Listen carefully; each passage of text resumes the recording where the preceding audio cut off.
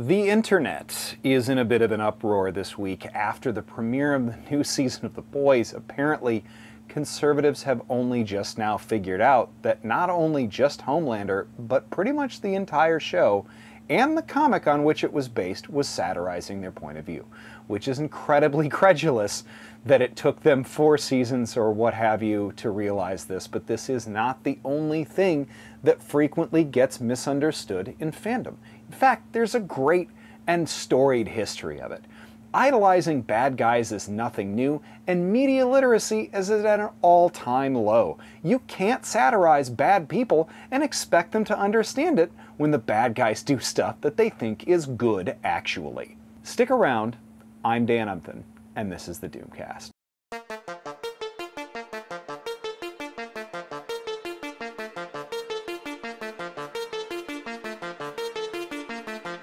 First of all, do me a favor, hit subscribe and the bell. I make about 1 of these videos a week. They're all great, so please don't miss even one.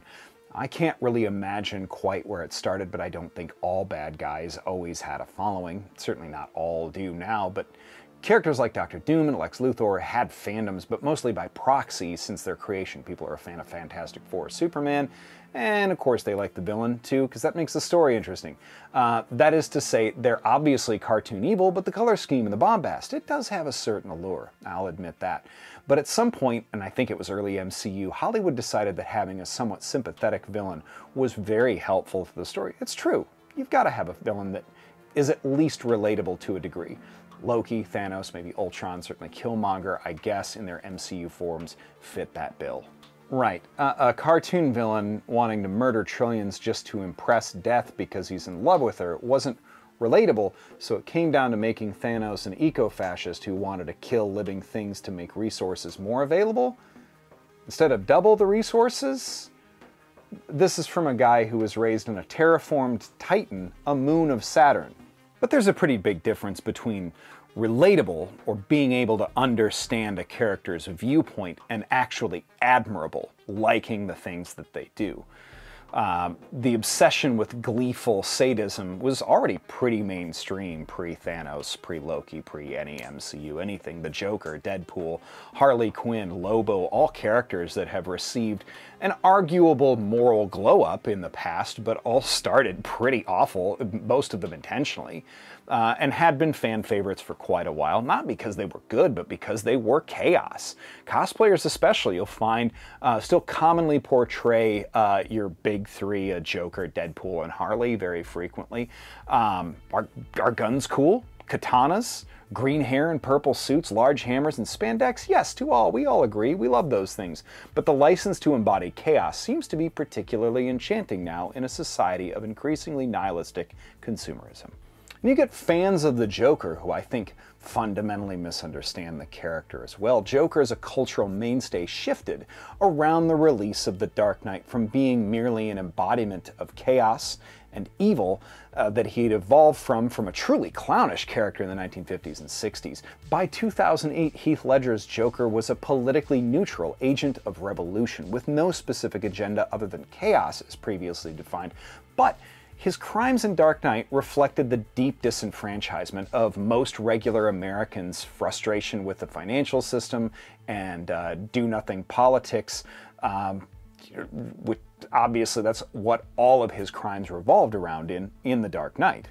Joker in that vein, I get. I mean, even I get misunderstanding Joker 2019 with Joaquin Phoenix for the same reasons, but there's definitely a case for a Marxist reading of that film, absolutely. Maybe The Dark Knight as well. A working class anonymous man taking out banks and financial institutions, fighting billionaires, or a struggling comedian who brings an anti-police riot to a city riddled with poverty because of billionaires. Anyway, a Homelander is a distinctly different character though, right? Darker in many ways, because Joker inherently has no real power.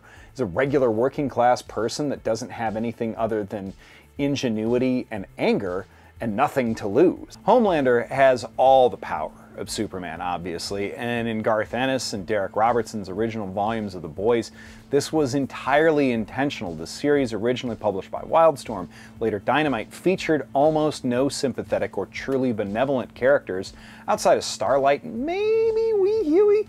The Seven were utterly irredeemable, and the point was a satirization of celebrity, consumerism, unquestioning patriotism, basically the building blocks of any fascist movement, which were already present a decade before MAGA existed or we were in our present situation. But Homelander is a sadder and much more nihilistically terrifying character to idolize because the inherent point of Superman is and always has been his impeccable morality. He can do anything that he wants to anyone and nobody could stop him. And instead of being a ruler or a despot or a dictator, he's throwing slumlords off the 40th floor of their own buildings and stopping corrupt politicians and saving cats and kids in the local savings and loan. Homelander is heat visioning people who don't worship him or agree with him. Joker doesn't require worship at all, which isn't a much higher bar, but that's better, I guess? I mean, he knows he's bad, at least in most incarnations he's aware of it. The Watchmen, another fan favorite, also one conservatives figured out was making fun of them also, where almost no good guys exist because Alan Moore had to come out and explain it, even had to come out and explain it while they were still putting issues out because people were not getting it necessarily. Rorschach, Adrian Veidt, even the comedian unironically beloved by certain subsects. I'm not really going to dive into this and why they're incorrect because I've already done 2 videos on the same subject, but suffice it to say, Alan Moore is a communist snake wizard, and none of those people in that book are actual good guys, and it's fine if you want to scream at the top of your lungs, "Death of the author!" and bastardize the intent of Bartha's 1967 critical essay, arguing textual primacy in criticism over the intent and the authorial biography. Remove Alan Moore entirely from it all you want. The text of The Watchmen makes them terrible, paranoid, cowardly, evil characters, and you've never read Barthas anyway, so the death of the author thing really doesn't matter when the text makes them bad people, right? The funniest online argument to say, I didn't understand this piece of media, and also, what backs me up? Another piece of media that I didn't understand at all, or ever read. Anyway, Homelander is a parody, meant to jar people into a state of awakening, realizing that if they identify with that character, or any of the 7, really, there's probably some soul-searching to do. Granted, if your political movement and entire worldview revolve around precisely unquestionable beliefs in which your team can do nothing wrong and everything bad about the world is either woke or liberal, your critical thinking and literacy skills might have already had the volume turned way down and you just might not ever be able to get it. But hey, if you're here and you're mad, maybe it's time for your "Are we the baddies" moment? Because it's never too late to turn that around, I don't think. Just consider, what do heroes actually do? Does it hurt people or does it help people? I don't know. Anyway, thanks for watching, and I hope you enjoyed this. Take care. Have a great week. Peace.